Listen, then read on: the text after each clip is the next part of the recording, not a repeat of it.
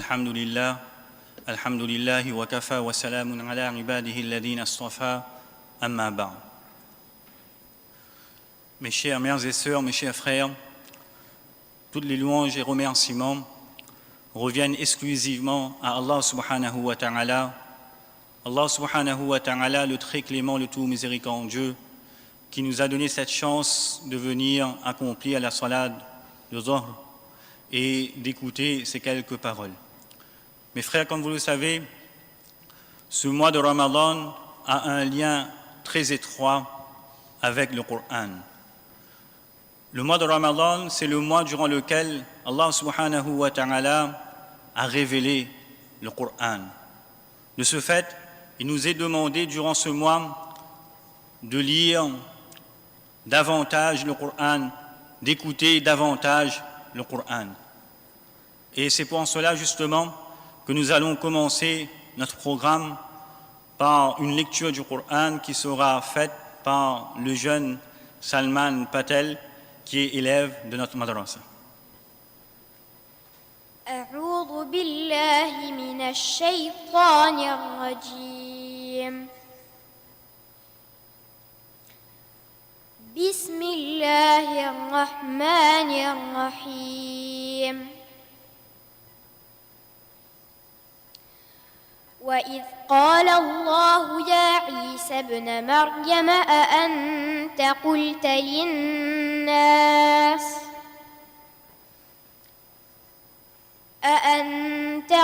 للناس اتخذوني وأمي إلهين من دون الله قال سبحانك ما يكون لي أن أقول ما ليس لي بحق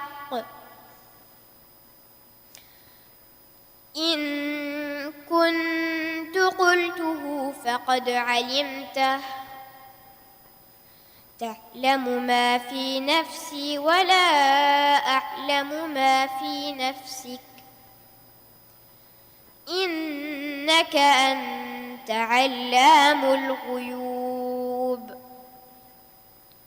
ما قلت لهم إلا ما أمرتني به أن اعبدوا الله ربي وربكم وكنت عليهم شهيدا ما دمت فيهم فلما توفيتني كنت أنت الرقيب عليهم وأنت على كل شيء شهيد إن تعذبهم فإنهم عبادك وإن تغفر لهم فإنك أنت العزيز الحكيم قال الله هذا يوم ينفع الصادقين صدقهم لهم جنات تجري من تحتها الأنهار خالدين فيها أبدا رضي الله عنهم ورضوا عنه ذلك الفوز العظيم صدق الله العظيم.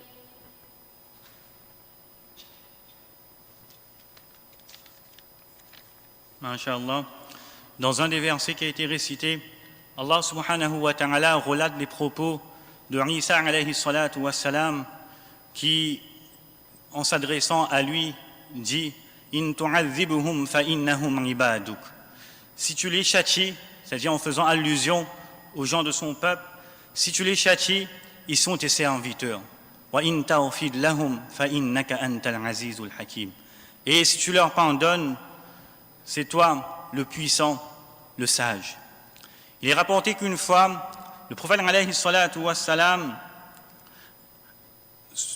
récita la parole d'Allah subhanahu wa ta'ala concernant Ibrahim alayhi salatu wa salam, qui lui avait demandé رب إنهن أضللن كثيرا من الناس فمن تبعني فإنه مني ومن عصاني فإنك غفور رحيم.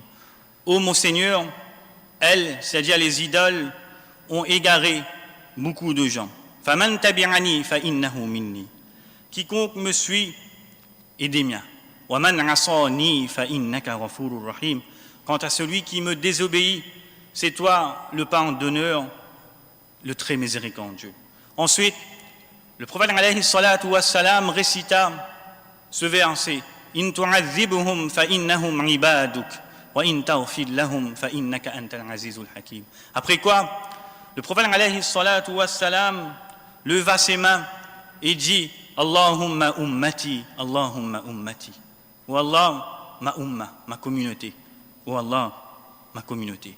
Et là, le prophète alayhi salatu wassalam se mit à pleurer. Allah subhanahu wa ta'ala, en s'adressant à l'ange Jibril alayhi salatu wassalam, dit Ô Gabriel, ô Jibril, idhab ila Muhammad.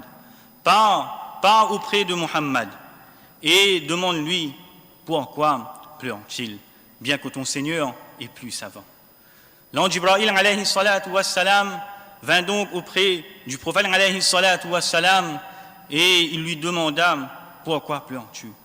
Le prophète alayhi salatu wassalam l'informa de ce qu'il avait demandé. Allahumma ummati, Allahumma ummati. Wallah, ma communauté. C'est-à-dire, Wallah, aie pitié de ma umma en m'accordant ce pouvoir d'intercession pour elle.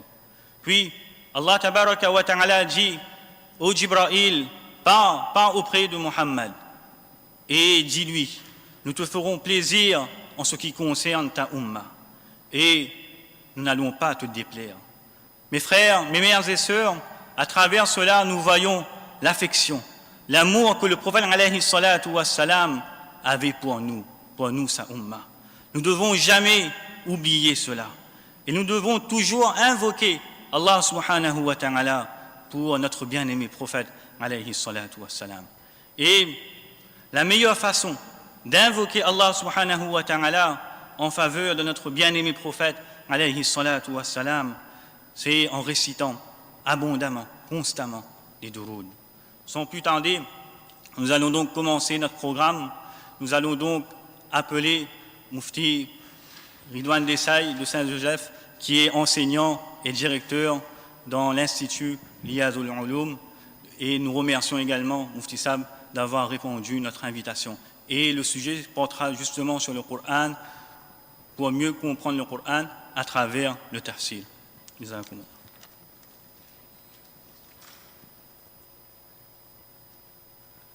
Alhamdulillah. الحمد لله وكفى وسلام على عباده الذين اصطفى. الحمد لله منشئ الخلق من عدم ثم الصلاة على المختار في القدم.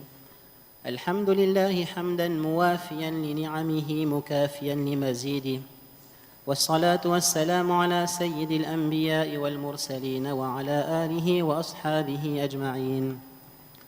أما بعد فأعوذ بالله من الشيطان الرجيم. بسم الله الرحمن الرحيم.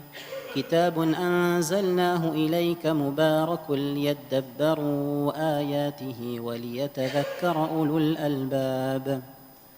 وقال تعالى: قل هل يستوي الذين يعلمون والذين لا يعلمون إنما يتذكر أولو الألباب.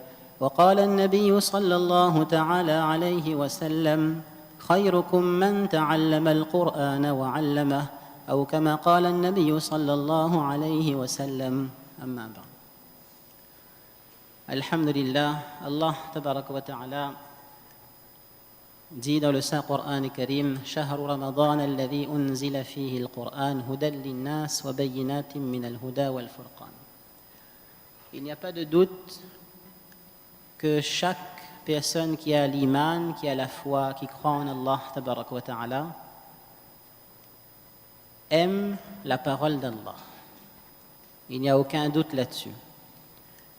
Et il n'y a aucun doute également sur le fait que chacun et chacune d'entre nous, nous sommes au fond de nous dans une quête profonde, dans notre fort intérieur. nous sommes tous à la recherche de quelque chose.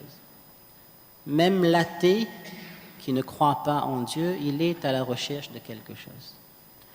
Et Allah tabaraka wa ta'ala, dans le Saint Coran Karim, dans son kitab majestueux, il dit justement que ce livre majestueux, c'est une guidée pour l'humanité. Hudal lil muttaqin. Il y a une parole de Hazrat Uthman radiyallahu ta'ala anhu qui dit en ce sens: لو طهرت قلوبنا لما شبعنا من كلام الله عز وجل.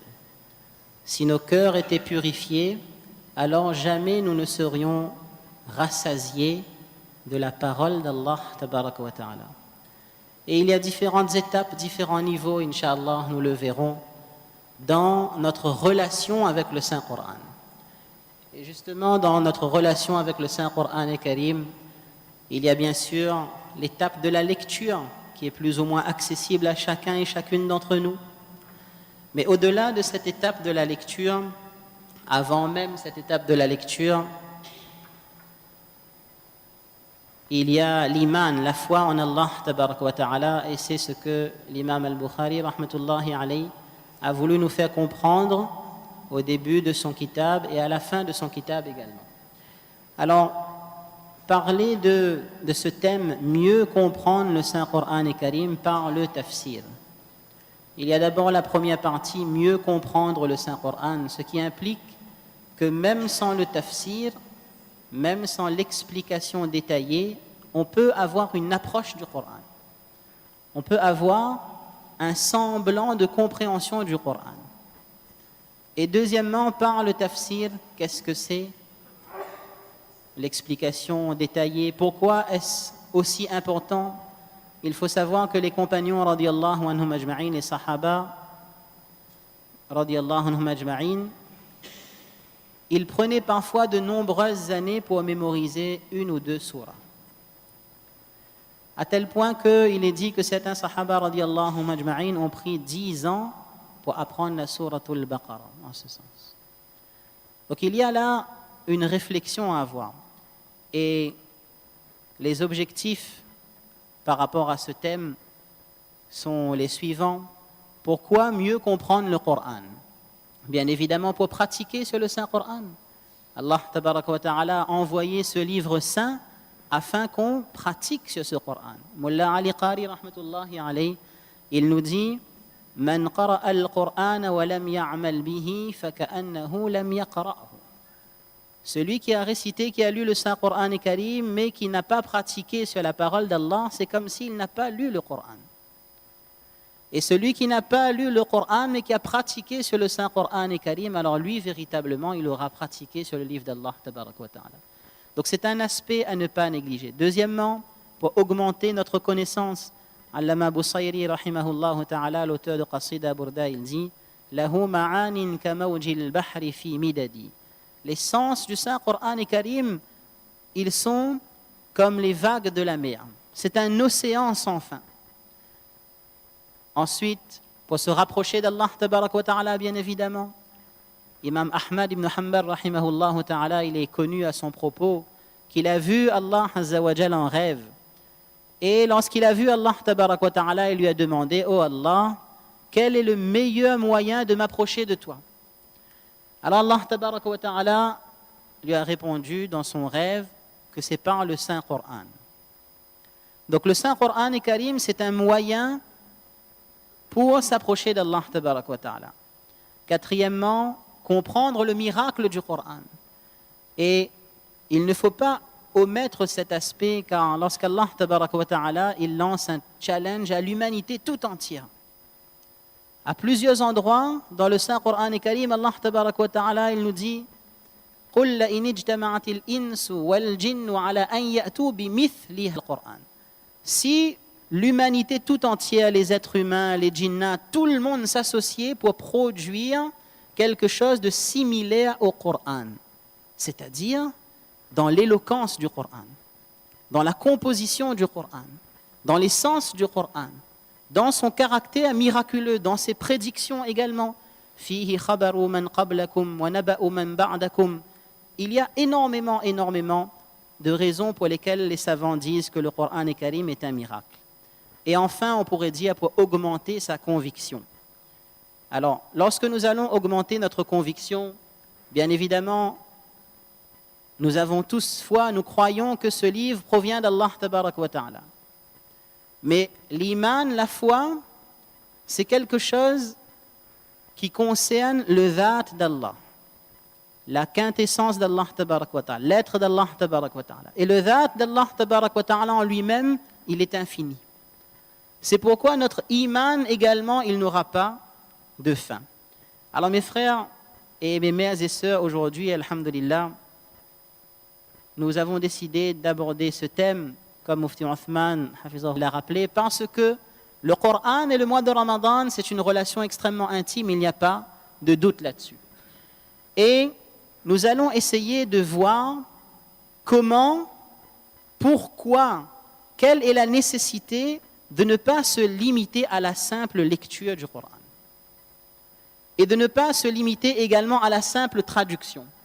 Alors, Inch'Allah, on le verra dans ces différentes étapes. Nous avons parlé de ma relation avec le Coran. Nous tous, alhamdulillah, on a l'iman, bien évidemment.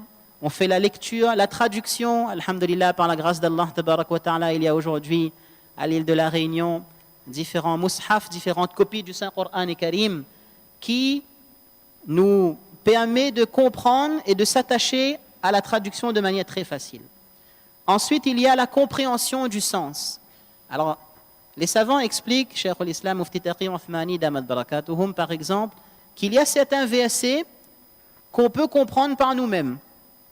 Alhamdulillahi Rabbil Alamin. Toutes les louanges appartiennent uniquement à Allah Tabaraka wa Ta'ala. Allahu alladhi khalaqa as-samawati wal ard. Allah Tabaraka wa Ta'ala, le créateur des cieux et la terre. Et il y a d'autres versets Hunna ummul kitab wa ukharu mutashabihat, qui demandent un peu plus de profondeur. Et c'est là où nous allons devoir passer à l'étape de l'étude. Ensuite, il y a l'étape de la réflexion, at-tadabbur. Dans le verset que nous avons récité au début, Allah tabarak wa ta'ala nous rappelle, c'est un livre que nous avons envoyé, mubarakul liyadabbaru ayatihi, afin que les êtres humains réfléchissent. La'allahum yatafakkarun. À combien d'endroits Allah tabarak wa ta'ala nous rappelle, afala ta'qilun, afala tadhakkarun, ne comprenez-vous pas, ne réfléchissez-vous pas. Ensuite, nous allons avoir le tafsir et enfin la conviction. Alors après avoir expliqué ces étapes, nous dirons qu'il y a 3 questions à se poser.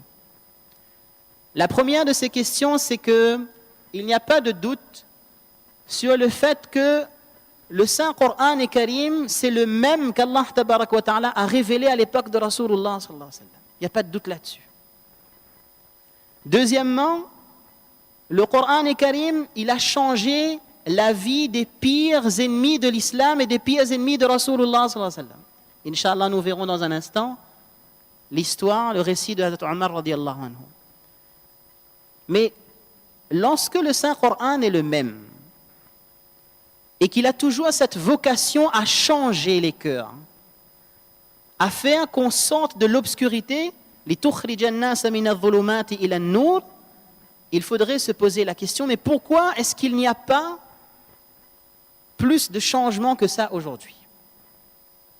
Il faudrait se poser la question, pourquoi est-ce qu'après avoir passé des heures, des milliers d'heures à mémoriser le Saint-Coran et Karim, ma relation avec Allah, elle est encore faible? Pourquoi, après avoir lu la traduction du Saint-Coran et Karim, ma relation avec Allah, tabarak wa ta'ala, elle n'augmente pas? Alors la troisième question, c'est justement, mais qu'est-ce qui ne va pas?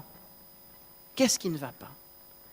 Et dans le Saint-Coran et Karim, Allah tabarak wa ta'ala nous parle de Rasulullah sallallahu alayhi wa sallam, d'une plainte qu'il va faire à notre encontre le jour du Qiyamah. Dans la surah Furqan, Allah azza wa jalla nous dit, وَقَالَ الرَّسُولُ يَا رَبِّي إِنَّ قَوْمِ اتَّخَذُوا هَذَا الْقُرْآنَ مَهْجُورًا. Rasulullah sallallahu alayhi wa sallam dira, oh Allah, oh mon Rabb, mon peuple, ils ont délaissé le Coran. Ibn Qayyim al-Jawzi rahimahullah ta'ala, il dit Hajrul Qur'ani ala anwa'. Il y a différentes manières de délaisser le Saint-Coran et Karim. Hajru tilawatihi, on délaisse la lecture du Saint-Coran. وهجر تدبره, on ne médite pas sur le Saint-Coran, وترك التداوي والاستشفاء به, on ne retient pas وننزل من القرآن ما هو شفاء ورحمة للمؤمنين, on ne trouve pas la guérison là-dedans. وترك الإيمان والاستماع به, et on n'écoute pas attentivement la parole d'Allah tabarak wa ta'ala. فاستمع لما يوحى. Alors, mes frères et mes mères et sœurs, après avoir posé ces trois questions, il y a l'incident de Hazrat Omar ibn Khattab radiyallahu anhu. Il est devenu le deuxième calife de l'islam. C'était un ennemi acharné des musulmans. Il voulait aller tuer Rasulullah sallallahu alayhi wa sallam. Qu'est-ce qu'il a changé? Le Saint-Coran. Mais dans le Saint-Coran et Karim, quel verset en particulier a changé Omar radiyallahu anhu? Alors qui va nous répondre? Question facile. La surah Taha. Taha. Alors qui va me dire qu'est-ce que ça peut vouloir dire Taha? Mystère, c'est la meilleure réponse probablement. Ça fait partie des huruf muqatta'at, c'est-à-dire on va dire Allah tabarak wa ta'ala sait mieux ce que ça veut dire. Il y a certains savants qui disent quand même, ceux qui pensent que c'est un nom de Rasulullah sallallahu alayhi wa sallam, comme Yasin, même si il n'y a pas vraiment de preuves solides pour prouver ça. Donc on va dire que oui, ça fait partie des mystères, des miracles d'Allah tabarak wa ta'ala, des secrets. Qazi Baydawi rahmatullahi alayhi, qui est un grand commentateur du tafsir et du Coran, il dit, regardez, Allah tabarak wa ta'ala, il commence le Coran et il dit Alif, Lam, Mim. Pourquoi?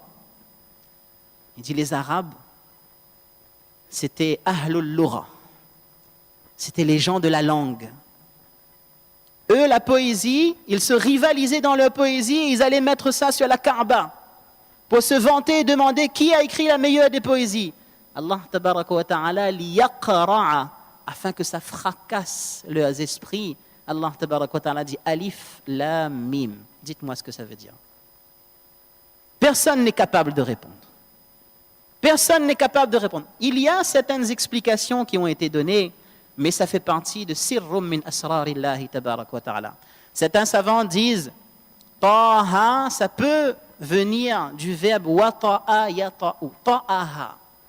C'est-à-dire, ô prophète d'Allah sallallahu alayhi wa sallam, dans l'effort que tu fais de la da'wa et de l'appel vers Allah azza wa jal, alors il faut bil qadam, il faut que tu fasses des pas. Et il faut que tu ailles vers les gens.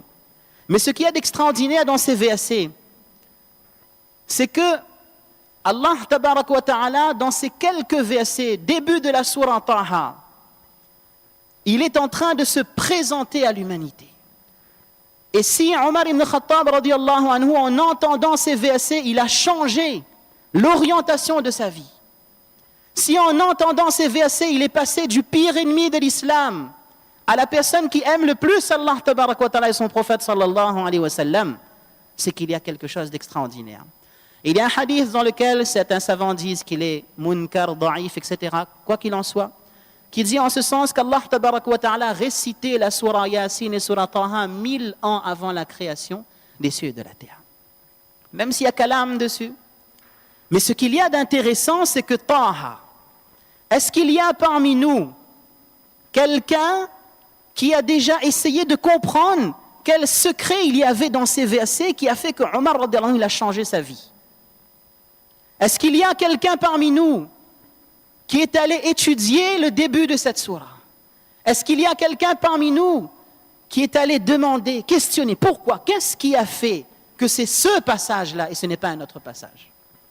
Alors bien sûr, il y a le dua de Rasulullah sallallahu alayhi wa sallam, mais il y a également la réalité, la haqiqa du Coran. Les mufassiroun, les commentateurs du Coran et Karim, ils disent, vous voyez dans ces versets-là, il y a d'abord l'objectif prioritaire du Coran. Tadhkira, c'est un rappel, c'est une exhortation. Deuxièmement, Allah tabaraka wa ta'ala nous dit qui va profiter de ce Coran et Karim? Liman yakhsha, pour celui qui aura la khashya, la crainte révérentielle d'Allah tabaraka wa ta'ala. Ensuite, Allah tabaraka wa ta'ala a mentionné 5 de ces sifat.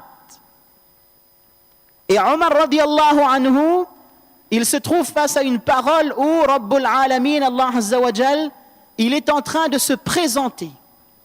Et il entend ces paroles. Taha, ma anzalna alayka al-Qur'an litashqa. Ô Rasulullah sallallahu alayhi wa sallam, toi qui passes les nuits debout devant Allah Azza wa Jal et dont les pieds s'enflent, ce n'est pas pour ça que nous avons révélé le Saint-Qur'an Karim. Illa tadhkiratan liman yakhsha. C'est un rappel. Pour qui? Pour ceux qui vont craindre Allah. Hudal lil muttaqin. Bien sûr, c'est hudal lin nas, c'est pour tout le monde. Mais plus nous allons augmenter notre foi, notre iman, plus nous augmenterons notre yaqin, notre khashya, plus nous allons profiter du Saint-Qur'an Karim. Et Allah, tabarak wa ta'ala, imaginez-vous Omar radiallahu anhu à ce moment. Allons se mettre à sa place. Il entend pour la première fois ces paroles. Il entend Allah, tabarak wa ta'ala, lui parler directement. Car il n'y a pas de hasard, il n'y a pas de coïncidence. Ma anzalna alayka al-Qur'ana litashqa illa tadhkiratan liman yakhsha. Ce Saint Qur'an Karim, c'est un rappel. Omar radiallahu anhu, peut-être qu'il a dû se demander, mais ça vient d'où? Ça vient d'où ce rappel? Allah tabaraka wa ta'ala dit tanzilan mimman khalaqa al-arda was-samawati al-ula. Première sifat. C'est le créateur des cieux et de la terre. Ah bon? Deuxièmement, Ar-Rahmanu ala al-arsh istawa. On y viendra, Inch'Allah, si le temps le permet, dans la suite de l'intervention. Qu'est-ce que ça veut dire? Allah tabarak wa ta'ala, c'est le mutasarrif de kull al-dharrat. Chaque atome. وعنده مفاتح الغيب لا يعلمها إلا هو يعلم ما في البر والبحر وما تسقط من ورقة إلا يعلمها ولا حبة في ظلمات الأرض ولا رطب ولا يابس إلا في كتاب مبين. Allah tabarak wa ta'ala, il contrôle chaque chose. ممن خلق الأرض والسماوات العلى الرحمن على العرش استوى. Allah tabarak wa ta'ala, troisièmement, il dit له ما في السماوات وما في الأرض وَمَا بَيْنَهُمَا وَمَا تَحْتَ الثَّرَى. C'est lui le Malik. Troisième sifat. Dans les cieux, dans la terre, et ceux qui connaissent un peu l'arabe, ma, tout ce qui peut exister. Alors Omar radiallahu anhu, imaginez-vous, lorsqu'il entend ces paroles, l'iman est en train de germer dans son cœur. Peut-être qu'il a à ce moment commencé à entrevoir la lumière de la foi. Peut-être qu'il a commencé à réfléchir. Et en lui, il était en train de se dire, mais ce ne sont pas les idoles. Le seul et l'unique khaliq, c'est Allah, tabaraka wa ta'ala. Le seul et l'unique créateur, c'est Allah. Le seul et l'unique malik, c'est Allah, jalla jalaluhu. Et lorsqu'il est en train de se dire ça, peut-être qu'il reçoit la réponse d'Allah tabarak wa ta'ala. Il est en train de se dire ça intérieurement. Il n'a pas encore prononcé une seule parole. Allah tabarak wa ta'ala dit: "Oh Omar, wa in tajhar bil qawli fa innahu ya'lamu as-sirra wa akhfa." Tu n'as pas encore dit la ilaha illallah. Tu n'as pas encore quitté l'obscurité du kufr. Mais Allah, il sait ce que tu penses. Allah, il sait que là-dedans, c'est en train de travailler. Et même si tu ne le dis pas, ya'lamu sirra wa akhfa, la pensée furtive qui traverse ton esprit, Allah tabarak wa ta'ala, il connaît ça. À ce moment, Allah tabarak wa ta'ala, c'est mieux. Mais s'il a accepté l'islam, alors qu'il avait un tel charisme que les musulmans n'osaient pas aller prier devant la Kaaba, à ce moment, son cœur, la ra'aytahu khashi'an mutasaddi'an min khashyatillah. Il a dû fendre. Il a dû fendre. Et Allah tabarak wa ta'ala continue: lahu ma fi as-samawati wa ma fi al-ardi wa ma baynahuma wa ma tahta ath-thara wa in tajhar bil qawli fa innahu ya'lamu as-sirra wa akhfa. La conclusion: Allah. La ilaha illa hu. Il n'y a pas d'autre Dieu à part Allah. Lahul asma'ul husna. Et Allah tabarak wa ta'ala appartient les plus nobles attributs. Alors mes frères, mes mères et sœurs, alhamdulillah, nous avons ce miracle d'Allah face à nous. Et nous avons l'habitude d'entendre le Saint-Qur'an Karim. Mais aujourd'hui, comme nous l'avons dit, nous allons essayer de voir à travers un ou deux exemples 2 passages du Saint-Coran et Karim qu'on connaît. Nous allons essayer de voir quel trésor et quel secret il y a là-dedans. Pourquoi? Pour que notre iman augmente. Pour que notre yaqin augmente. Pour que le miracle du Coran apparaisse face à nous. Alors il y a la surah Al-Fatiha. Et cette surah Al-Fatiha, donc ici vous avez le petit schéma que nous avons mentionné tout à l'heure, les étapes, et chacun et chacune d'entre nous, on peut se poser la question. Est-ce que dans ma relation avec le Saint-Coran, je suis au 1er, 2e, 3e, 4e, 5e, 6e, 7e niveau? Probablement, alhamdulillah, chacun d'entre nous, nous avons l'iman. Chacun d'entre nous, on lit le Saint-Coran et Karim. Chacun d'entre nous, nous avons un aperçu de la traduction du Saint-Coran. Une compréhension et tafsir de certains passages également. At-tadabbur, peut-être que nous avons réfléchi. Peut-être. Parfois, il arrive, on fait un accident, Allah tabaraka wa ta'ala protège, et puis on vient dans la masjid, on fait 2 rakats de salat, on demande dua avec Allah, on arrive, on prend le Coran, on ouvre le Coran. Allahu Akbar. J'ai la réponse à ma question. C'est comme si ce verset a été révélé pour moi. Donc on fait une forme de tadabbur et enfin il y a le yaqin. Donc comme on a dit, Inch'Allah, on va avancer, on va passer à la surah Al-Fatiha. Alors on va passer un petit exercice, masha'Allah. Comme on n'est pas encore trop fatigué, c'est le début du mois de Ramadan. On va demander qui connaît la traduction de la surah Al-Fatiha. Est-ce qu'il y a un volontaire pour venir nous dire ça?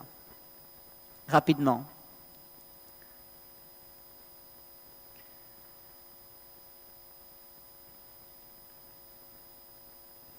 Alhamdulillahi Rabbil Alamin. Toutes les louanges. Alors, cette surah Fatiha, on l'entend tous les jours, on la lit tous les jours. On est bien d'accord? Très bien.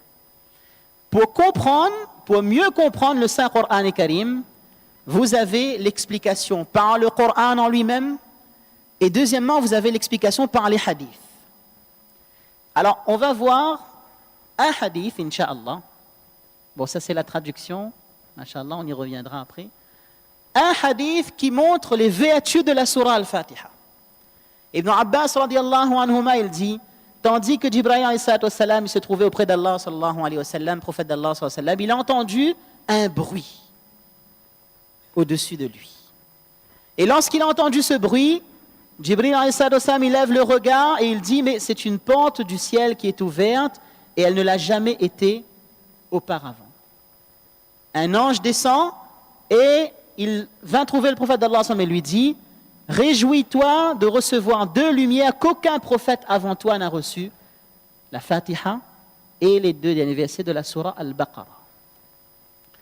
Lorsqu'on garde ce hadith à l'esprit, et lorsque maintenant nous allons nous trouver face à la surah Fatiha, ma relation avec le Coran, elle va changer. Ma compréhension du Saint-Coran, elle va changer. Parce que c'est une surah qui est appelée Ummul Qur'an. Tous les sens du Saint-Coran et Karim retournent vers la surah Fatiha. Allama Alusi, rahimahullah ta'ala, Mufti Saïd Baghdadi, rahimahullah, qui est un grand mufassir, il dit que les 5 grands thèmes qui sont abordés dans le Saint-Coran et Karim, on les retrouve dans la surah Al-Fatiha. Alors, d'abord, on a ce hadith qui change notre vision et notre approche de la Fatiha. Un autre hadith dans lequel le prophète d'Allah sallallahu alayhi wa sallam, il dit que Allah tabaraka wa ta'ala dit qassamtu as-salata nisfayn bayni wa bayna 'abdi. La surah Fatiha, il y a une partie pour Allah et il y a une partie pour le serviteur. Et lorsque nous allons réciter cette surah Fatiha, on dit Alhamdulillahi Rabbil Alamin. Toutes les louanges appartiennent uniquement à Allah tabaraka wa ta'ala. Allah azza wa jal, il nous répond. Et il nous dit, mon serviteur m'a loué. Imaginez-vous qu'en tant qu'imam, quand on fait notre salat, nafil par exemple, ou sunnah, et qu'on garde cela à l'esprit. Et que je me trouve face à Allah, tabaraka wa ta'ala, Et je sais qu'il va y avoir une conversation entre moi et Allah. Et je sais qu'Allah tabaraka wa ta'ala va me répondre.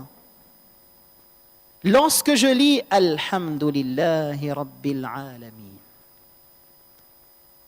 il faut attendre la réponse de la part d'Allah. Bien sûr, ça ne veut pas dire qu'on ne peut pas joindre les ayats, hein, mais pour ma concentration, j'attends la réponse de la part d'Allah. Allah tabarak wa ta'ala, il me répond. Lorsque je dis Ar-Rahman Ar-Rahim, Allah tabarak wa ta'ala, il répond également Majjadani Abdi, mon serviteur m'a glorifié. Lorsqu'on dit Maliki Yawmiddin, Allah tabarak wa ta'ala, à ce moment-là, il va nous répondre également en disant que mon serviteur, il m'a honoré. Dans la sourate Al-Fatiha, ça c'est la première partie. Ça concerne Allah tabarak wa ta'ala. Après, il y a un verset. Iyyaka na'budu wa iyyaka nasta'in. Et après, il y a la deuxième partie. Il y a un savant qui a écrit un livre qui s'appelle Madarijus Salikin Bayna Iyyaka na'budu wa iyyaka nasta'in. Il a écrit un livre là-dessus. Donc là, on a fini la première partie. Et dans la suite, quand on a fini de faire les louanges d'Allah, et vous verrez, incha'Allah ta'ala, en tout cas c'est ce que les commentateurs du Coran nous disent, dans le style de la langue arabe, pour l'instant on est encore dans un style indirect. Si on peut revenir sur la traduction, regardez bien. On s'adresse de manière indirecte à Allah. Alhamdulillah, on ne dit pas, oh Allah, les louanges t'appartiennent à toi. Mais on dit, les louanges appartiennent à Allah. Ar-Rahman Ar-Rahim, on parle d'Allah tabarak wa ta'ala. Maliki Yawmiddin, on parle d'Allah de manière indirecte. Lorsqu'on a fini de faire les louanges, et les savants disent que le style indirect est utilisé ici parce que lorsqu'on fait les louanges de quelqu'un de manière indirecte, c'est-à-dire il n'est pas face à nous, il y a plus de sincérité. Lorsqu'on a fini de dire ça, alors à ce moment je m'adresse directement à Allah. Iyyaka, oh Allah, c'est toi seul que nous adorons. Et c'est toi seul que nous implorons le secours. Alors ça, c'est un petit peu, on va dire, la frontière entre la partie qui est réservée pour Allah, tabarak wa ta'ala, et la partie qui est réservée pour le serviteur.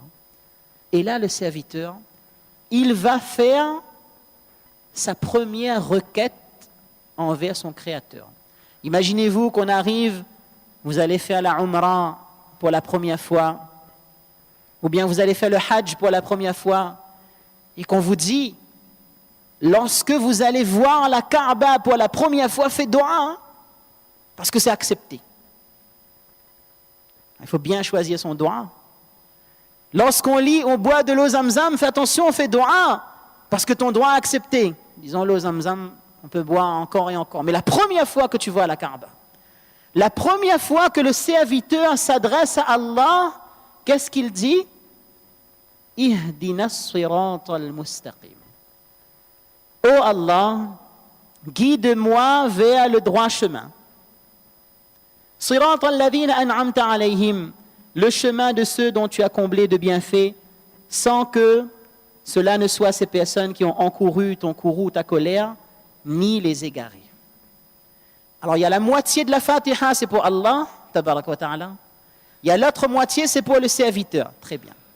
Lorsqu'on continue l'explication de la Surah Fatiha et qu'on garde à l'esprit que Allah tabaraka wa ta'ala, il nous dit, il est en train de nous dire, il est en train de nous répondre.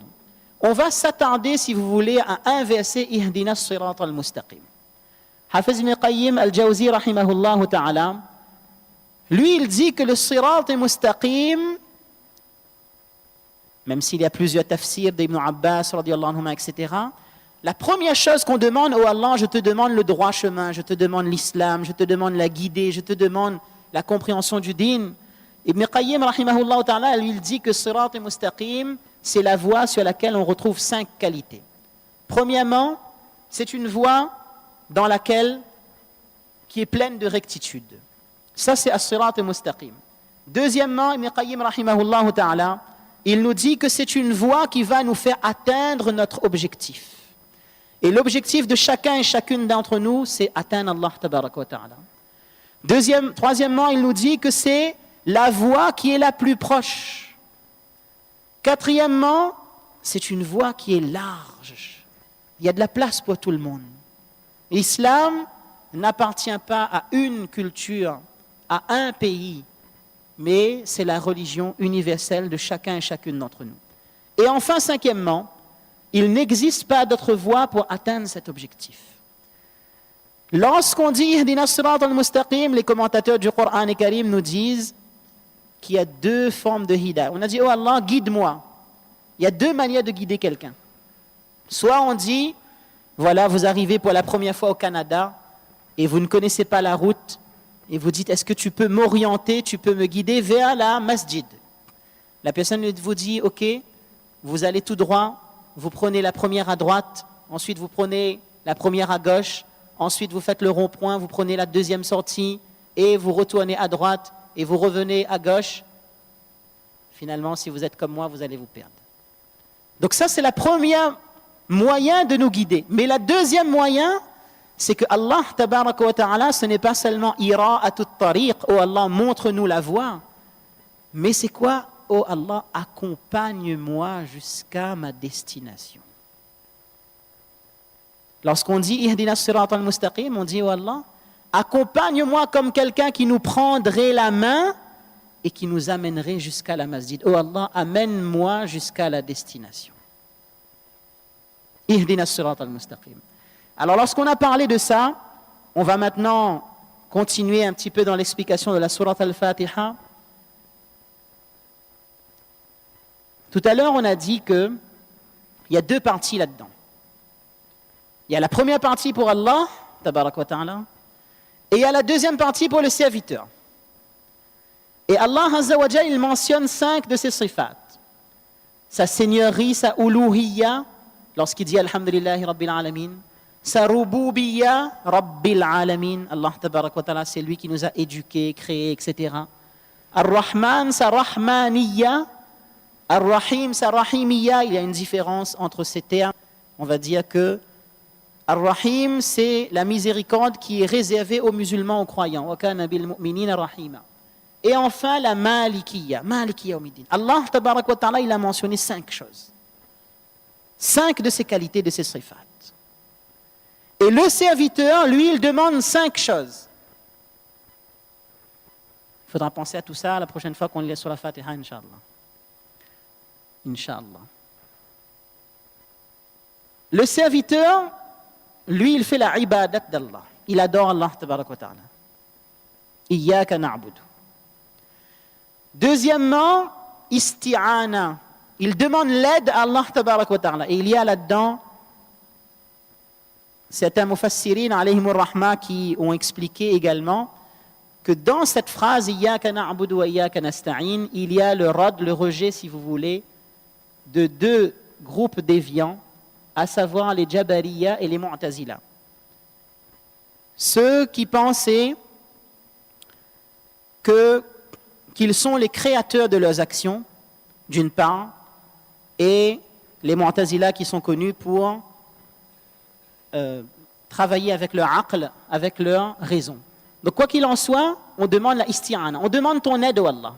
Ensuite, Ihdina Sirat al-Mustaqim, on recherche la hidayah. Al-Mustaqim, l'istiqama, c'est-à-dire de rester ferme jusqu'à la fin. Et enfin, Sirat al-Ladhina an'amta alayhim, les bienfaits d'Allah. Mais ce qu'il y a d'extraordinaire là-dedans, c'est que pourquoi est-ce que l'être humain, il va faire la ibadah d'Allah? Parce qu'Allah, c'est son ilah. Pourquoi est-ce qu'on va demander l'aide à Allah? Parce que c'est lui mon Rabb. C'est lui qui m'a créé. Pourquoi est-ce que je demande la hidayah? Parce qu'Allah, il est miséricordieux. Et étant donné que l'istiqama, c'est plus difficile, fawqa alfi karama, là, il faut une miséricorde spéciale d'Allah. C'est pour ça qu'il faut la rahimiyya. Et les bienfaits, parce que tout appartient à Allah, tabarak wa ta'ala. Il n'y a rien qui est fait au hasard. Ça, c'est le miracle du Saint-Coran Karim. Si on continue dans l'explication de la Surah Fatiha, il est dit que la science des Anbiya alayhimus salatu wassalam se regroupe en 3 grands thèmes. Premièrement, ce qu'on appelle le ilm al-shari'a, qui lui-même est décomposé dans les ahkam et dans les aqaïd, les croyances et ce qu'on doit faire, ce qu'on ne doit pas faire. Deuxièmement, il y a ce qu'on appelle ilm al-tariqa et il y a enfin la ilm al-haqiqa. Donc on y reviendra. D'abord, on revient sur le ilm al-shari'a. Donc les aqaïd, les croyances, Allah tabarak wa ta'ala, il nous parle de ces croyances dans cette même surah Fatiha. En nous disant Alhamdulillahi Rabbil Alamin, Ar-Rahman Ar-Rahim, Maliki Yawmid. Là, on est vraiment dans l'unicité d'Allah Azza wa Jal, le seul et l'unique créateur. Iyyaka na'budu, on fait la ibadat d'Allah. Donc tous les ilm al-ahkam, qu'est-ce qu'il faut faire, qu'est-ce qu'il ne faut pas faire, comment donner la zakat, quand est-ce que le hajj est obligatoire, qu'est-ce qu'il faut faire là-bas. Ça, c'est résumé dans cette partie-là. Deuxième, la ilm al-haqiqa, la ilm al-tariqa, pardon, qui consiste et qui regroupe le tawhid fil ibadah, c'est-à-dire adoration exclusive à Allah, tawhid fil isti'ana et tawhid fil istiqama. Ça, on le retrouve à travers ces deux versets. Wa iyyaka nasta'in yahdina as-sirata al-mustaqim. Et enfin, la troisième science, la ilm al-haqiqa, c'est-à-dire lorsque le serviteur, il va continuer à adorer et à obéir à Allah tabarak wa ta'ala, il va recevoir les miséricordes spéciales de la part d'Allah sur son cœur, et ça, c'est réservé à qui? Ma'an nabiyyin wa siddiqin wa shuhada'i wa salihin. Donc voilà, si vous voulez, un petit peu quelques explications par rapport à cette surah Al-Fatiha. On peut continuer et avant d'arriver à la surah Ikhlas, juste un dernier point. C'est un savant, Cheikh Abdul Aziz Muhaddis al-Dahlawi, rahimahullah ta'ala, il dit, regardez, lorsque j'ai conversé avec Allah, et j'ai reconnu Allah tabaraka wa ta'ala, Alhamdulillahi Rabbil Alamin, Ar-Rahman Ar-Rahim, Maliki Yawmiddin. Alors à ce moment, l'être humain, il a envie d'avancer vers Allah. Donc il va emprunter un chemin. Mais lorsqu'on voyage, nous avons besoin de provisions, d'une part. Deuxièmement, nous avons besoin d'une monture. Troisièmement, nous avons besoin de connaître la voie. Et quatrièmement, nous avons besoin d'avoir les compagnons qui nous accompagneront. Notre monture, nos provisions, ce sont nos ibadah. Lorsque nous allons aller dans la tombe, ce sont nos actions qui vont venir avec nous. Notre monture, c'est l'aide d'Allah tabaraka wa ta'ala. Ensuite, le chemin, ihdina as-sirata al-mustaqim. Et les compagnons, sirata alladhina an'amta alayhim, c'est-à-dire les pieux, les anbiya alayhimus salatu wassalam, etc., etc. On va passer à un deuxième exemple, la surah Ikhlas. Et encore une fois, l'objectif et le but, c'est de se rappeler que le caractère miraculeux du Saint-Coran et Karim, si nous n'allons pas étudier, demander, aller à la recherche, alors malheureusement, ça risque d'être difficile. Et c'est ce qui fait aussi pourquoi il n'y a pas autant de changements dans nos vies, comme cela s'est produit pour Omar radiyallahu anhu. Alors brièvement, rapidement, les commentateurs du Coran et Karim disent que ceux qui rejetaient le tawhid, là aussi pareil, vous avez à l'esprit les différents hadiths qui montrent que cela représente un tiers du Saint-Coran et Karim. Et ils nous disent que les polythéistes, il y avait plusieurs groupes. Ceux qui rejetaient l'existence d'Allah, ceux qui rejetaient le wujud d'Allah, le wujub d'Allah, le kamal des sifat d'Allah et ceux qui étaient mushrikin. Ça, c'était les 4 grands groupes. Lorsqu'Allah tabaraka wa ta'ala, il a dit « Qul huwa Allahu ahad », il a fait ibtal de tout ça. C'est-à-dire, il a réfuté toutes ces fausses croyances. Allahu ahad. Allama Alusi, rahimahullah ta'ala, il est allé même jusqu'à expliquer pourquoi dans le Saint-Coran, il y a Qul, dit, huwa, il, Allahu ahad. Allah est un. Pourquoi il y a le il là? Normalement, ça aurait dû être Qul, dit, Allah est un, il est unique. Pour nous montrer combien les commentateurs du Coran et Karim, ils sont allés et ils n'ont pas laissé la parole d'Allah tabaraka wa ta'ala de côté. Alors, Allahu Ahad, Qul huwa Allahu Ahad, Allahu Samad, ceux qui associaient Allah tabaraka wa ta'ala et qui demandaient de l'aide à d'autres divinités, Allah Azza wa Jalla a répondu, il a dit Allahu Samad. Si on a besoin de l'aide, tahta al-asbab, Mufti Rada al-Haq, hafizahullah ta'ala, il dit, pas quand on demande de l'aide à quelqu'un de m'aider pour déménager, etc., mais à une divinité, à une forme supérieure, uniquement c'est Allah. Allahu Samad. Lam yalid, il y a ceux qui associaient, qui attribuaient une progéniture à Allah tabarak wa ta'ala, Allah il a fait rad de ça. Wa lam yulad, Allah tabarak wa ta'ala, il réfute par cela ceux qui considéraient certaines créatures comme étant des divinités. Et lorsqu'il a dit wa lam yulad, Allah tabarak wa ta'ala veut nous faire comprendre qu'un Dieu, qu'un Rabb, il ne peut pas être l'enfant de quelqu'un, wal'iyadhu billah. Et c'est pour ça que cette sourate est appelée la sourate At-Tawhid, sourate Ikhlas. Donc il y a là aussi énormément de choses à retirer. On va continuer, Inch'Allah, après avoir vu ces deux exemples de sourates qu'on a l'habitude d'entendre à travers la sourate Al-Fatiha et la sourate Al-Ikhlas. On va essayer de voir quelques éléments qui justement nous permettront, Inch'Allah. Ah oui. Donc on revient là-dessus, pourquoi? Juste sur la sourate Al-Fatiha, afin que, après qu'on garde un petit peu à l'esprit tout ce qui a été dit, on va essayer de relire la sourate Al-Fatiha. Alors qui va venir relire pour nous, Inch'Allah?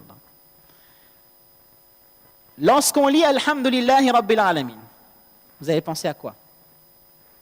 Qui a retenu quelque chose? Un élément. On va faire dans l'ordre alors. Alhamdulillahi Rabbil Alamin, Ar-Rahman Ar-Rahim, Maliki Yawmiddin. Bon, qu'est-ce que vous avez retenu alors? Aqaïd, très bien. Ok, ça c'est les croyances. Ensuite, on a dit qu'il y a, lorsque je vois la sourate Al-Fatiha, je ne la regarde pas de la même manière. Lorsqu'elle n'était pas encore ma bien-aimée, ce n'était pas le même regard. Maintenant que je suis marié, c'est différent. Donc on a dit la sourate Al-Fatiha, il y a combien de parties dedans? 2. Une pour Allah, tabarak wa ta'ala, et une pour le serviteur. Alors celle pour Allah, tabarak wa ta'ala, elle s'arrête à Maliki Yawmiddin. Très bien. Iyyaka na'budu wa iyyaka nasta'in.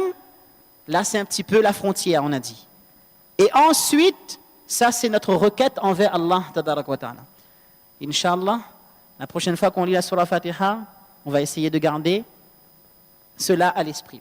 Alors, pour ce qui est du tafsir en lui-même et de la compréhension du Saint-Coran et Karim, on va donner quelques éléments, Inch'Allah, et puis on va essayer d'avancer. Pour mieux comprendre le Saint-Coran et Karim, il y a, bien évidemment, d'abord, il y a le Coran lui-même. D'accord? Le Coran, yufassiru ba'duhu ba'dan. Par exemple, oh Allah, guide-moi sur le droit chemin. Le chemin sera alladhina an'amta alayhim. Qui sont-ils? Cela est expliqué par un autre verset. فَأُولَٰئِكَ الَّذِينَ أَنْعَمَ اللَّهُ عَلَيْهِمْ وَمَنْ يُطِعِ اللَّهَ وَالرَّسُولَ فَأُولَٰئِكَ مَعَ الَّذِينَ أَنْعَمَ اللَّهُ عَلَيْهِمْ مِنَ النَّبِيِّينَ وَالصِّدِّيقِينَ وَالشُّهَدَاءِ وَالصَّالِحِينَ. Le Coran explique le Coran. Très bien. Deuxièmement, à travers les hadiths, la sunna de Rasulullah sallallahu alayhi wa sallam, qui a également une vocation explicative, c'est-à-dire qui va déterminer et qui va définir le Saint-Coran Karim. Troisièmement, vous avez également les paroles des Sahaba radiyallahu anhum ajma'in. Ensuite, vous avez les paroles des Tabi'un rahimahumullah ta'ala. Vous avez ensuite la langue arabe elle-même. Et vous avez enfin At-Tadabbur, qui est une porte ouverte, selon Mufti Taqi Uthmani Damat Barakatuhum, jusqu'au Qiyamah, à condition que cette réflexion ne contredit pas les sources premières d'interprétation. Si aujourd'hui je fais mon propre ta'wil, je fais ma propre interprétation, et je me dis non, moi je pense que ça veut dire ça. Mais c'est contraire au usul de la charia. C'est contraire à ce qui existe dans le Coran ou dans les autres textes. Alors ça ne sera pas accepté. C'est important de garder à l'esprit ce point. Alors on va continuer, mieux comprendre le Saint-Coran Karim. Lorsqu'on a vu cela, alhamdulillah, vous avez également d'autres moyens. Les causes de la révélation. Et alhamdulillah, en français également, vous avez des ouvrages de Allama Wahidi, rahimahullah ta'ala notamment. Vous avez la langue, la sémantique istawa ala al-arsh. On y viendra dans un instant. La traduction, qui est également importante dans l'histoire de Adam alayhi salatu wassalam, lorsqu'Allah tabaraka wa ta'ala il a dit fa'asa Adamu rabbahu farawa, lorsque Adam alayhi salatu wassalam asa. On a regardé 3 traductions. Celle de Jacques Berck, celle du professeur Hamidullah et une autre. Se suffire de la traduction, il faut faire attention. Parce qu'on risque malheureusement de se perdre. Par exemple, juste pour illustrer, mais vraiment brièvement, ce passage de la sourate Taha, le verset 121, où Allah tabarak wa ta'ala dit que Adam alayhi salatu wassalam asa. Il ne faut pas oublier que les Anbiya alayhimus salatu wassalam, ils ne commettent pas de péché. Ismatul Anbiya, qui est prouvé par d'innombrables versets du Saint-Coran. Donc qu'est-ce que ça veut dire ici? Pourquoi est-ce qu'Allah tabarak wa ta'ala il a utilisé ce terme-là? Alors que dans le premier sipara, Suratul Baqarah, Allah Azza wa Jalla a dit فَأَزَلَّهُمَ الشَّيْطَانُ عَنْهَا. Donc la traduction également, elle est importante. Enfin, vous avez les liens avec les versets, on a vu tout à l'heure pour la sourate Taha, et les liens avec les surahs. Alors juste pour le plaisir, j'ai envie de dire, Inch'Allah ta'ala, plaisir du Saint-Coran Karim, on a pris l'exemple de la surah Al-Kawthar, qui est une petite surah. Imam Razi, rahimahullah ta'ala, il nous dit que, vous voyez, avant la surah Kawthar, il y a la surah Al-Ma'oun. Et dans la surah Al-Ma'oun, il y a 4 choses qu'Allah tabarak wa ta'ala mentionne de manière blâmable. Premièrement, il y a l'avarice. أَرَأَيْتَ الَّذِي يُكَذِّبُ بِالدِّينِ فَذَلِكَ الَّذِي يَدُعُّ الْيَتِيمَ وَلَا يَحُضُّ عَلَى طَعَامِ الْمِسْكِينِ. Lui, il est avare. Il ne partage pas. Il n'est pas généreux. Deuxièmement, Allah tabarak wa ta'ala, qu'est-ce qu'il nous dit? وَلَا يَحُضُّ عَلَى طَعَامِ الْمِسْكِينِ فَوَيْلٌ لِلْمُصَلِّينَ. Malheur, destruction, quelle que soit l'explication qu'on donne, à ceux qui ne prient pas. Deuxièmement. Troisièmement, الَّذِينَ هُمْ يُرَاءُونَ. Ceux qui sont des ostentateurs. الَّذِينَ هُمْ عَنْ صَلَاتِهِمْ سَاهُونَ. Pardon, jazakumullah. الَّذِينَ هُمْ عَنْ صَلَاتِهِمْ سَاهُونَ. Ensuite, pour passer à la suite, الَّذِينَ هُمْ يُرَاءُونَ. C'est bien ça, dites-moi si je me trompe. Donc, ceux qui sont ostentateurs, troisièmement. Et quatrièmement, وَيَمْنَعُونَ الْمَاعُونَ. Imam Razi, rahimahullah ta'ala, il dit, ce sont des gens qui ne s'acquittent pas de la zakat, qui ne font pas la sadaqa. Très bien. Après la sourate Ma'oun, vous avez la sourate Al-Kawthar. Dans la sourate Al-Kawthar, Allah tabarak wa ta'ala, il a répondu à ces 4 défauts-là. Et il a dit, regardez, وَلَا يَحُضُّ عَلَى طَعَامِ الْمِسْكِينِ. Il ne partage pas. Il n'encourage pas les gens à nourrir ceux qui sont démunis. Ben, si eux, ils sont avares, inna a'taynaka. Nous sommes généreux. Et au prophète d'Allah, sallallahu alayhi wa sallam, nous, on va te donner al-kawthar, al-khayr, al-kathir, en abondance. Réponse. Deuxièmement, fawailul lil musallin. Eux, ils ne prient pas. Au Rasulullah, sallallahu alayhi wa sallam, fasalli. Prie, fais la salat. Et ceux qui font la salat et qui sont des ostentateurs, alladhina hum yura'un li rabbika. Prie pour qui? Uniquement pour Allah azza wa jal. Wa yamna'un al-ma'un. Eux, ils ne partagent pas, ils ne s'acquittent pas de la sadaqa. Wanhar. Fais, selon une explication, le qurbani et fais tasadduq de ça. À travers une petite sourate, à travers 2 ou 3 versets, on comprend le miracle du Saint-Coran Karim. On va continuer, incha'Allah ta'ala, avec, donc, pour la suite, on a vu, alhamdulillah, donc les moyens de comprendre le Saint-Coran Karim. Ah oui, bon, ça c'est le fameux istawa al-arsh, je pense que on est tous assez fatigués, on va le laisser de côté. Je veux juste, si on peut revenir, Inch'Allah, juste montrer une chose. On a dit tout à l'heure, lorsqu'on fait l'explication du Saint-Coran et Karim, il faut prendre en considération les autres usul de la sharia, etc., dalaïl, etc., etc. Lorsqu'on parle de istawa ala al-arsh, Allah, Mustitaqi Osmani Damat Barakan me dit, moi je ne traduis pas. Parce que ce n'est pas obligé de traduire de toute façon. Iman, oui, traduction, c'est ce qu'il a dit dans son Ahsan Quran Tarjuma. Donc, quelle que soit la traduction qui a pu être faite, ce qu'on veut montrer, c'est que pourquoi est-ce qu'il y a aussi erreur là? Pourquoi est-ce qu'il y a erreur? Parce qu'on parle de istawa ala al-arsh, istawa ala al-arsh, mashallah, alhamdulillah. Ça vient d'où ça? Ça vient du Coran. Mais dans le Coran, tu n'as pas vu qu'il y avait des mots avant? Et tu n'as pas vu qu'il y avait des mots après? Pourquoi est-ce que tu as choisi istawa ala al-arsh, qui est en rouge, je ne sais pas si on voit bien là-bas, thumma istawa ala al-arsh? Il a choisi 1, 2, 3, 4 mots, et ce n'est même pas le début du ayat. Donc il a pris une partie du Coran au milieu, et il a oublié ce qu'il y avait avant. Et il a oublié ce qu'il y avait après, il fait tafsir du Coran. Et il affirme sa croyance, sa conviction là-dessus, yaqin. Il y a un problème. Deuxième chose, je ne sais pas si tous les versets ont été mentionnés, ce verset, il apparaît 7 fois dans le Saint-Coran et Karim. Combien de fois? 7 fois. Vous le voyez, Surat Al-A'raf, ensuite Surat Yunus, ensuite dans la Surat Taha également, dans la Surat Al-Ra'd également, Surat Taha on a vu tout à l'heure, dans la Surat Al-Hid également, dans la Surat Furqan également. Et s'il y a bien une chose qui revient à chaque fois, c'est quoi? Oui, en plus de istawa ala al-arsh. Khalaqa as-samawati wal-ard. C'était souligné. À chaque fois dans ce verset-là, on va revenir, si on en peut refaire, Inch'Allah, à chaque fois qu'il y a ces versets, à ce mot-là, à ces termes-là, il y a quoi? Khalaqa as-samawati wal-ard. On ne peut pas dire que c'est une coïncidence. Mais comment veux-tu expliquer ça en oubliant ce qu'il y a avant? Comment est-ce possible de prendre un mot, de le retirer, de prendre hors du contexte, de dire ça veut dire ça, sans prendre en considération le siyaq, ce qu'il y a avant et le sabaq? C'est pas possible. Troisièmement, il y a thumma.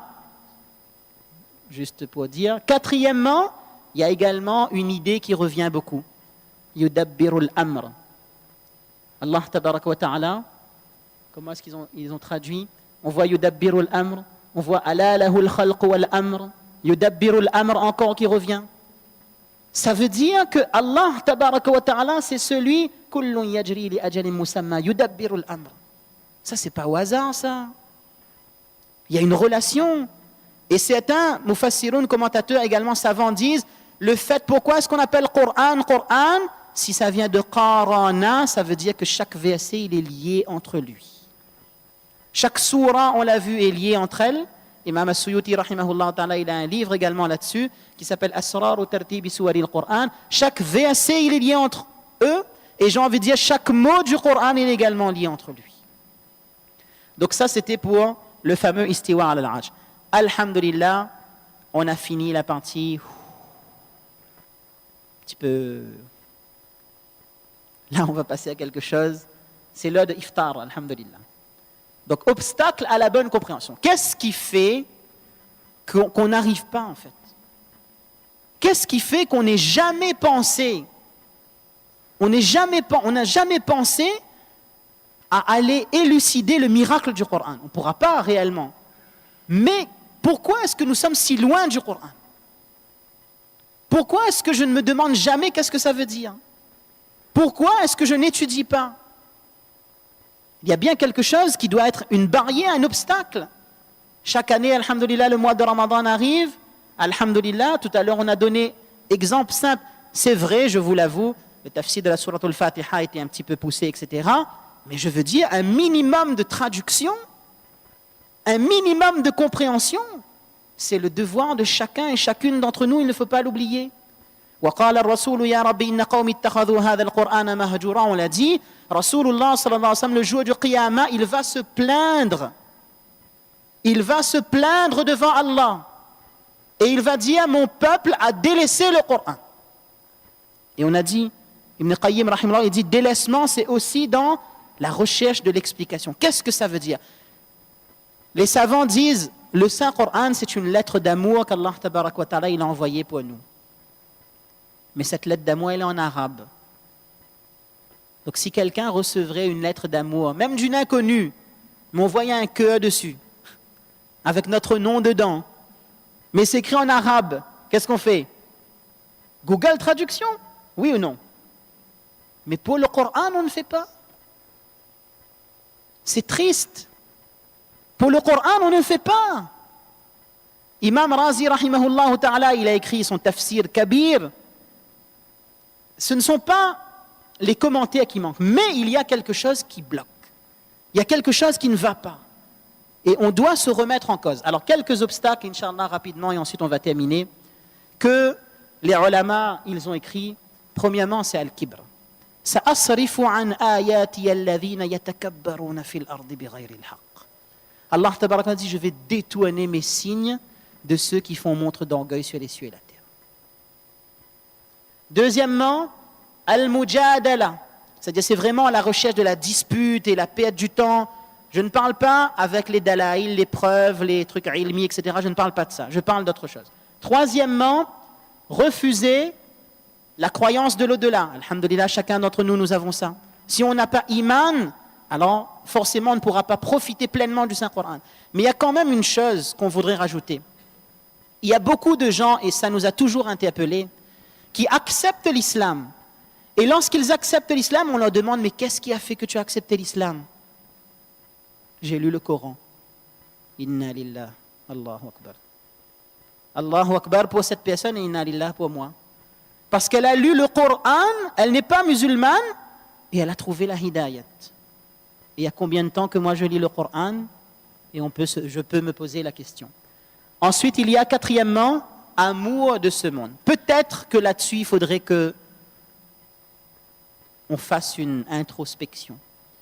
Il y a une parole que Cheikh al-Hadith, Manana Zakaria, rahimahullah ta'ala, il a citée dans Fazail al-A'mal, qui dit en ce sens, إذا عظمت أمتي الدنيا إذا عظمت أمتي الدنيا lorsque ma umma va honorer, s'attacher, avoir un amour et un respect pour ce dunya, حرمت بركة الوحي. Ils seront privés de la baraka de la révélation. Privés de la baraka de la révélation. Vers la fin, Inch'Allah, on y viendra. Une des questions et une des paroles à méditer en conclusion, Inch'Allah, c'est qu'il faudrait se poser la question. Imam Ghazali, rahimahullah ta'ala, il disait, s'il nous restait une semaine à vivre, Imam Ghazali, rahmatullahi, s'adresse aux étudiants, aux savants et à tout le monde, et que je voudrais étudier un kitab, est-ce qu'il va prendre Usul ud-Din? Il va prendre Falsafa, il va prendre, je ne sais pas, qu'est-ce qu'il va prendre? Fatawa Fulan. Il y a quelques temps de cela, quelques années de cela, il y a un frère qui a accepté l'islam, mashallah, et il y avait la finale, je ne sais pas, de la Coupe de France ou bien la Coupe de la Réunion. Et il y avait un petit questionnaire. On a demandé à chaque joueur des petites questions, et parmi ces questions, il y avait, si vous allez sur une île déserte, qu'est-ce que vous amèneriez avec vous? Il a répondu le Coran. Il a répondu le Coran. Donc cette question, il faut qu'on se pose également. Quelle attention je porte à ma relation avec le Saint-Coran? On va juste revenir aux obstacles. On en avait vu 4 ou 5. On va continuer. L'amour de ce monde, ensuite, les qualités qui nous aident à la compréhension. Et là, chacun et chacune d'entre nous, on a un grand travail à faire. Premièrement, et ça c'est probablement la chose la plus importante, c'est la volonté. Si vous avez, mashallah, Mufassir A'azam qui est là, et vous avez, mashallah, traduction du Coran, vous avez tout ce qu'il faut, vous avez les cours dans la masjid, vous avez les cours sur, bon, là où vous voulez, vous avez les tafasirs en français, vous avez ce que vous voulez, mais il n'a pas envie d'apprendre. Il n'a pas envie d'apprendre, lui. Ah, lui, namaz fini, ça va. Salam alaikum. On peut amener le cheval jusqu'à l'eau, mais on ne peut pas l'obliger à faire boire. Si on n'a pas talab, Allahu yajtabi ilayhi man yasha, ça c'est ijtiba, ça c'est min Allah. Wa yahdi ilayhi man yunib. Si tu fais inaba, tu montres à Allah que tu veux, Allah il ouvrira la porte. Ça c'est la chose la plus importante. Ensuite, l'écoute attentive et la pratique. Fastami' lima yuha. Et le amal, de pratiquer. Ensuite, la crainte d'Allah. Tadhkiratan liman yakhsha. Ce sont des choses qui se cultivent. Et si quelqu'un il a une volonté réelle de se dire Ya Allah, inna lillah, jusqu'à présent, je n'avais pas compris. Mais ça aussi, pardonnez-moi mes frères et mes sœurs, dans Al-Jawab al-Kafi, la réplique suffisante qui a été traduite en français, on dit que vous voyez le manque de tawfiq, ça veut dire, oui, le Coran est là en fait, pourquoi je ne lis pas? Pourquoi je ne me suis jamais demandé qu'est-ce que ça veut dire? Ça là, c'est un azab de la part d'Allah. Ça, c'est un azab de la part d'Allah. Azab, c'est pas seulement, là arrive l'accident, l'incendie, la brûlée, tout ça. Salbut tawfiq, ça c'est un azab aussi de la part d'Allah. Crainte d'Allah tabarak wa ta'ala. On continue, Inch'Allah, la croyance en l'invisible. Plus on va développer ces qualités, plus, Inch'Allah, on va profiter du Saint-Coran. On continue. Tadabbur, on a parlé de la réflexion. Ensuite, mujahada, walladhina jahadu fina lanahdiyannahum subulana. Plus on va faire l'effort, plus on va montrer à Allah qu'on veut, plus, Inch'Allah, Allah, il va nous inspirer. Je n'ai pas dit qu'il faut se croire être un illuminé, mais la personne qui a son ta'alluq avec Allah tabaraka wa ta'ala, Allah tabaraka wa ta'ala, il va lui faire comprendre d'autres choses. Toujours dans le cadre, limite bien évidemment, des autres principes de la charia et le respect, le adab et le ta'zim de la part d'Allah tabaraka. Je pense qu'on va s'arrêter là, on a terminé. Il restait les deux petites phrases qu'on voulait mentionner. Premièrement, se rapprocher de la parole d'Allah Jalla Jalaluhu pour se rapprocher d'Allah. S'il y a une intention qu'on devrait faire, c'est ça. On va s'approcher de la parole d'Allah, tabarak wa ta'ala, bit-tilawa, bit-tadabbur, bil-fahm, etc., pour se rapprocher. Mes frères, on peut aller où on veut, où on veut. Il n'y a qu'un seul objectif, c'est Allah. Il n'y a pas deux objectifs. Il n'y a qu'un seul objectif, c'est Allah, tabarak wa ta'ala. Et enfin, l'autre parole qu'on avait dit, c'est justement, s'il me restait une semaine à vivre, quel livre désirerais-je étudier? Et enfin, vous allez nous dire, c'est bon, Inch'Allah ta'ala, si nous avons vraiment, Inch'Allah, cette envie, cette volonté, comment faire? Les moyens sont là,